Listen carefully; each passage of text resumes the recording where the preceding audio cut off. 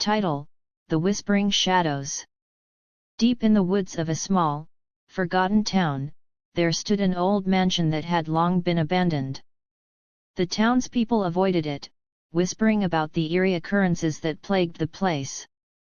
Strange lights at night, unexplained sounds, and shadows that moved on their own. One stormy evening, a group of friends decided to explore the mansion. They were skeptical of the tales and eager for adventure. Armed with flashlights and cameras, they ventured into the dark, creaking house. The air inside was thick with dust and the smell of decay. Cobwebs hung like drapes from the ceiling, and every step they took echoed ominously through the empty halls. As they made their way deeper into the mansion, the temperature seemed to drop, and an unnatural silence enveloped them. They found themselves in a grand ballroom, its once magnificent chandeliers now hanging by threads, swaying gently as if stirred by an unseen breeze. One of the friends, Sarah, noticed a large, ornate mirror on the far wall. It was oddly pristine, untouched by time. As she approached it, something caught her eye: a fleeting movement within the glass. She called the others over, and they all watched in tense silence. Their reflections stared back at them, but something was off. The reflections seemed delayed, moving slightly out of sync with their real actions. Then, to their horror, the reflections began to smile twisted, malevolent grins that did not match the fear on their real faces. Suddenly, the mirror cracked, and the room was plunged into darkness. The friends' flashlights flickered and died, leaving them in total blackness. They could hear the sound of footsteps echoing around them, growing closer, though they could see nothing. Panicked, they tried to leave, but the door they came through was gone, replaced by a solid wall. The footsteps grew louder, accompanied by whispering voices that seemed to come from all around. The whispers were unintelligible at first, but soon, they began to recognize their own names being called out, as if by someone standing right behind them. One by one, the friends were separated, their screams swallowed by the dark.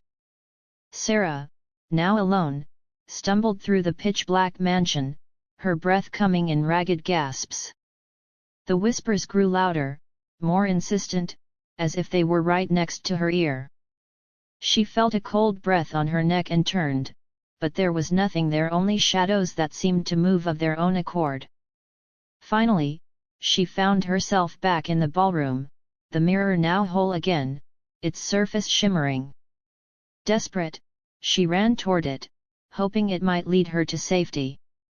But as she got closer, she saw her reflection once more. This time, it was standing still, staring at her with eyes that were not her own. The reflection reached out, placing its hand against the glass. Without thinking, Sarah did the same, her hand meeting the cold surface. Suddenly, the reflection's hand shot out from the mirror, grabbing her wrist with an icy grip. Sarah screamed as she was pulled into the mirror. On the other side, she found herself in a world of shadows, a twisted version of the mansion she had just left. The walls pulsed with a dark, living energy, and the air was filled with the same haunting whispers. As she looked around in terror, she saw her friends' pale, ghostly figures, their eyes empty, their mouths twisted into those same malevolent smiles. They were trapped, doomed to wander the shadowy halls for eternity. And now, so was she. Back in the real world, the mansion stood silent and still, the mirror reflecting nothing but an empty room. The storm outside raged on, but inside, there was only silence, a silence broken occasionally by faint, distant whispers that seemed to come from nowhere. The townspeople never saw the friends again, but they continued to avoid the mansion, more certain than ever that something evil dwelled within its walls. And if you listen closely on a stormy night, you might just hear the whispers too, calling out for someone new to join them.